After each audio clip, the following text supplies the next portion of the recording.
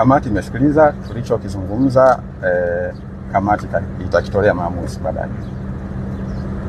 Lakini kamati imetusikiliza hoja zetu, hatua zingine wao wanazijua, watazifanya na watatoa maamuzi yao.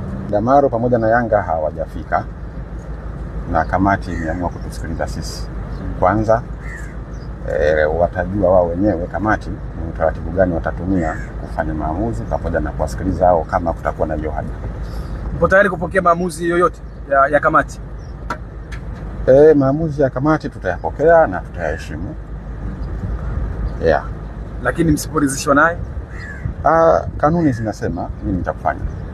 Kwa hiyo mpaka yatakapokuja ndipo tutajua nini tutafanya. Kamati na mamlaka ya kuamua namna ya kusikiliza shauri.